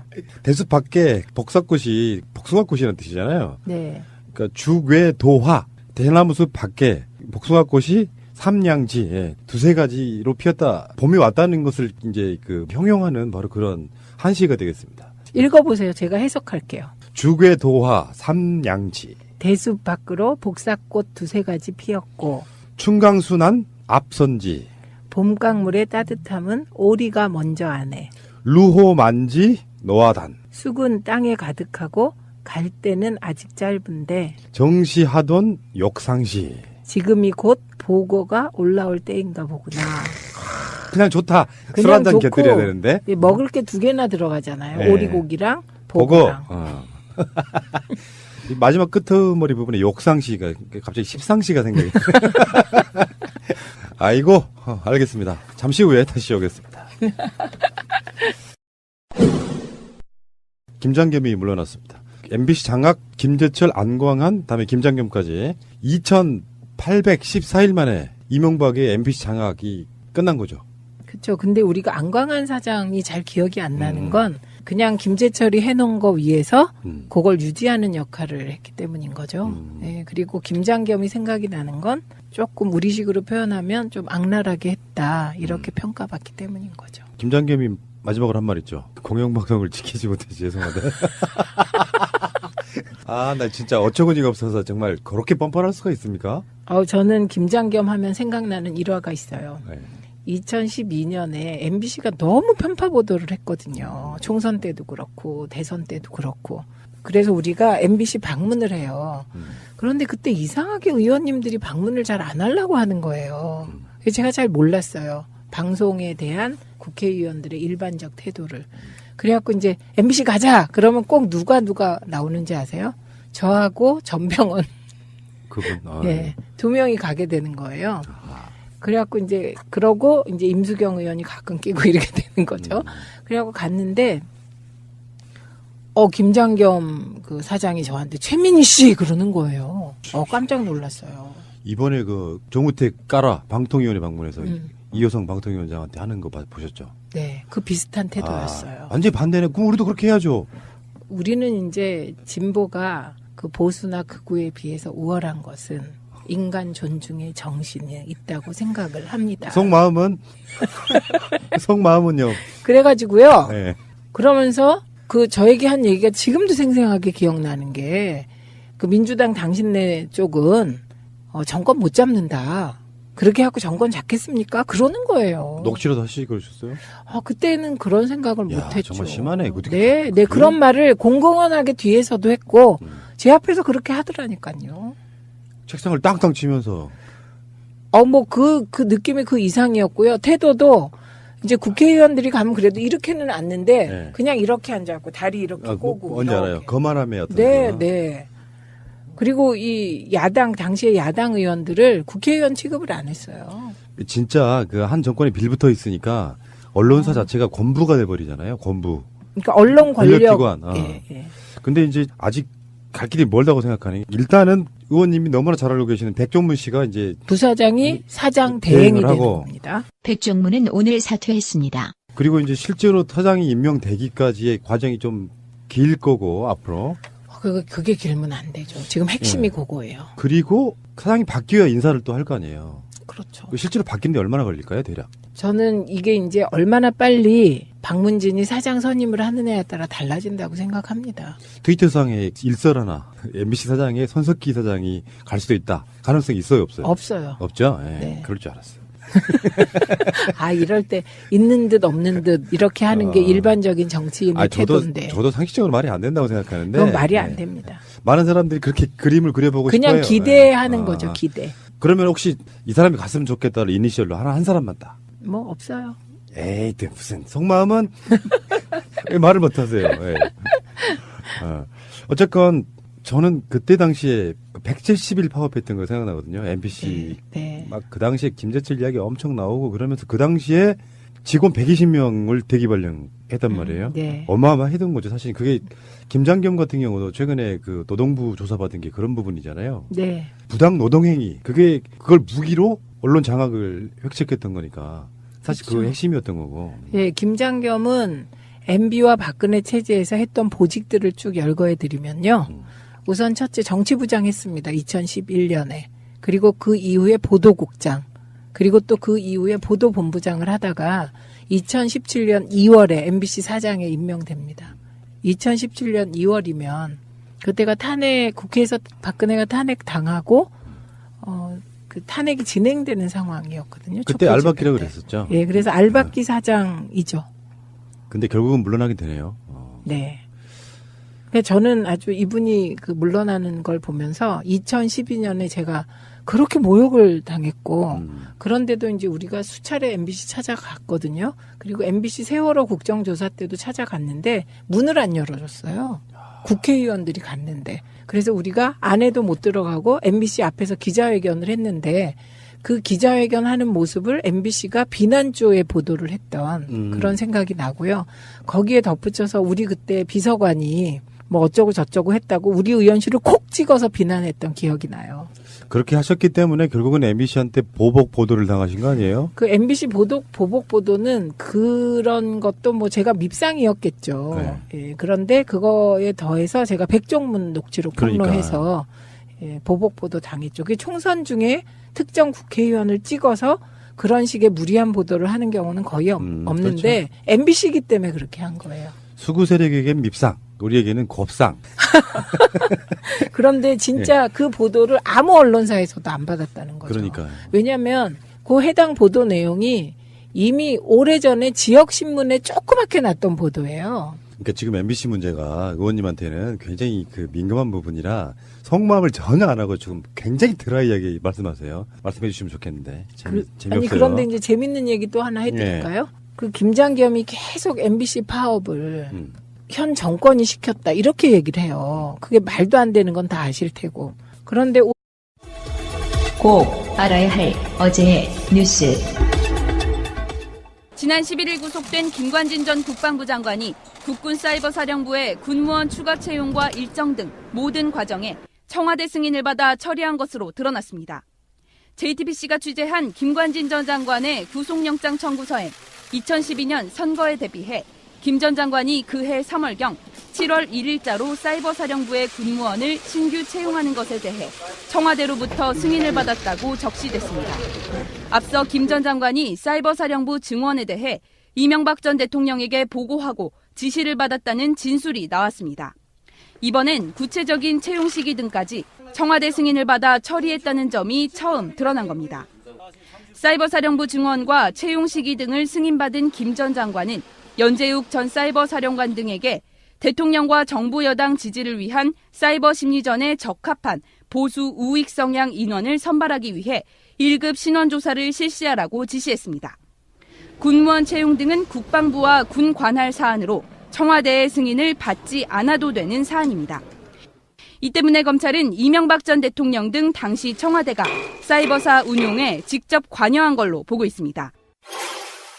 김기현 전 530 심리전단 과장은 이태하 전 심리전단장이 수시로 김태효 전 전략기획관을 만난 걸로 안다고 말했습니다.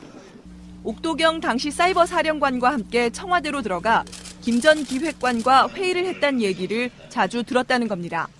그 당시 이태하 단장 등이 GH 회의를 다녀왔다는 들었는데 누구를 만나고 오느냐?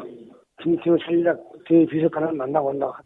530 심리전단의 활동을 김 전 기획관이 직접 보고를 받았다는 의혹이 커지는 정황입니다.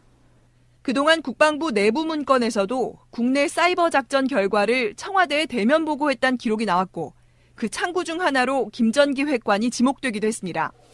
하지만 이명박 정부 청와대 관계자들은 심리전단의 댓글 활동과 관련해선 아는 바가 없다고 선을 그어왔습니다. 그러는 사이 심리전단 활동을 이끌었던 이 전 단장만 정치 개입 혐의로 2심까지 유죄 판결을 받았습니다. 이런 상황에서 이태하 전 단장이 대통령의 측근인 김 전 기획관을 수시로 만났다는 주장이 나온 겁니다. 이에 따라 김 전 기획관을 출국 금지한 검찰은 조만간 김 전 기획관을 소환해 댓글 공작 관여 여부를 조사할 전망입니다. 국가정보원 특수활동비 상납수사 초기엔 이른바 문고리 3인방이 받은 돈을 일부 사용했을 거란 의혹이 제기됐습니다. 박근혜 정부 들어 이들이 서울에 아파트를 산 것을 두고 상납받은 돈을 쓴 것 아니냐는 의혹도 불거졌습니다. 하지만 문고리 3인방은 최근 검찰 조사에서 상납받은 특수활동비는 자신들이 사용한 돈이 아니라고 진술한 것으로 확인됐습니다. 자신들은 돈을 받아와 관리만 했을 뿐 사용 권한은 전적으로 박근혜 전 대통령에게 있었다는 겁니다. 3인방 가운데 일부는 박 전 대통령이 돈을 사용한 것에 대해서도 진술하는 것으로 알려졌습니다. 최측근 3인방이 자신들의 뇌물수수 혐의를 부인하면서 박 전 대통령에게 모든 책임을 돌리고 있는 것으로 해석됩니다. 검찰은 이런 진술 등을 근거로 국정원에서 상납받은 돈을 박근혜 전 대통령의 개인 비자금으로 결론짓고 3인방을 상대로 박 전 대통령의 사용처를 캐는데 힘을 쏟고 있습니다. 검찰은 특수활동비를 상납한 혐의 등으로 남재준, 이병호 전 국정원장에 대해 구속영장을 청구했습니다. 앞서 이병기 전 국정원장은 오늘 새벽 조사 중에 긴급 체포했습니다. 검찰은 이병기 전 원장에 대해서도 구속영장을 청구할 방침이어서 박근혜 정부의 국정원장 3명이 모두 구속 위기에 처하게 됐습니다.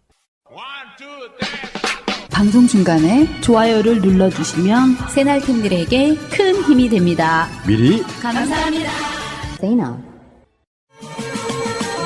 트위터가 진짜 언론입니다. 걸어다니는 정치 백과사전 디테일의 제왕 최민희 의원님과 깨먹는 시간. 우리 미니 하고 싶은 말 다해. 미니 24번째 시간입니다.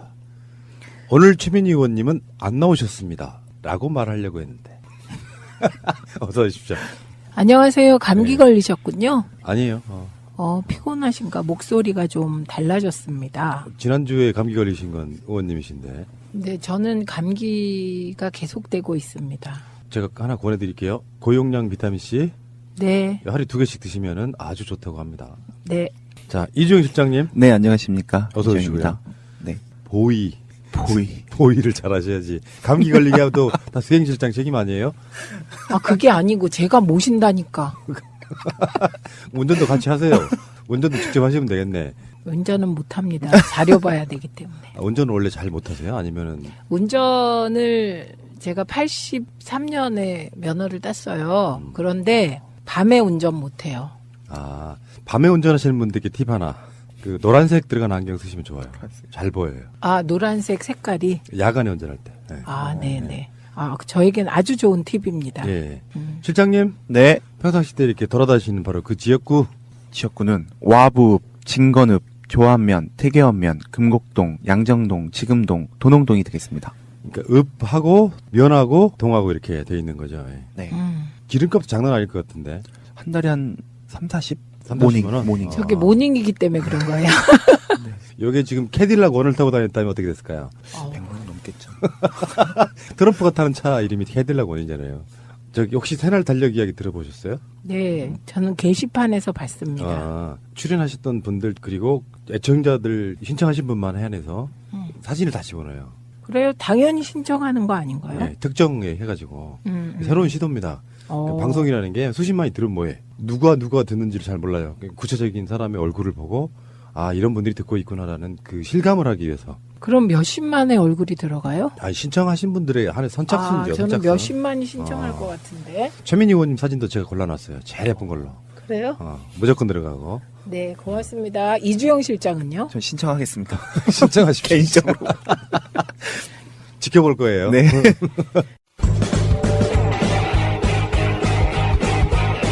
제도로서의 민주주의가 흔들리고 구타는 일은 이제 없습니다. 민주주의가 밥이고 밥이 민주주의가 되어야 합니다. 요즘요, 박정희 동상 건립 관련하여 막 보수 진보 이렇게 몰고 가잖아요. 근데 저는 그게 보수 진보 문제 같지가 않고요. 2017년 대한민국에 4m짜리 남성 동상을 세우는 거잖아요. 그래서 저는 그게 좀 웃기고 구리게 느껴져요. 이게 우상숭배도 아니고 동상을 정말 이상해요. 기댈 곳이 거기밖에 없는 거죠. 동상 세우고 그럼 앞에 가서 막 절해요? 그러니까 뒤로 가보면 네. 박근혜의 영광에 기대겠어요. 이명박에 기대겠어요. 솔직히 말씀드리면 그쪽 사람들은 김영삼 대통령을 뭐 자랑하기도 그렇고 자랑 안 하기도 그렇고 애매한 분이고 그 뒤에 노태우, 전두환 그러니까 기댈 사람이 없네요. 딱 박정희밖에 없는 거예요. 그 후광에는 기대고 싶은 거고. 그렇다고 동상을 세워서 기대요? 저는 동상을 세운다는 그 행위가 대명천지에 대한민국에 안 맞는 것 같다 이 말씀이죠. 생각이 후져서 그렇죠. 네. 상대방은 자꾸 손가락질하고 있는데 자기들이 자랑스럽게 내미는 그 물건 하나가 너무 후진 거예요, 생각이. 그렇죠. 그러니까 우리도 반대하는 분들도 너무 정색하고 뭐 진보다 마다 이게 아니라 아우 구리다. 구리지 않은 이야기 하나 할게요. 네. 문재인 대통령의 리커창하고의 한시대화. 진짜 너무 멋있었어요. 그래서 이거를 제가 오늘 그 문재인 대통령 역할을 하시고요. 예. 그다음에 제가 리커창 역할을 하겠습니다. 그래서 그 한시 낭송으로 방송을 시작하도록 하는 게 좋을 것 같아요. 일화 덕방 불시춘이요. 백화제방 춘만원이라. 어머나. 왜요? 아. 왜요? 그럼 이걸 또 저는 춘강수 성지 중국어로 읽으신다고 이러신 거예요, 지금? 뭐 그런 건가요?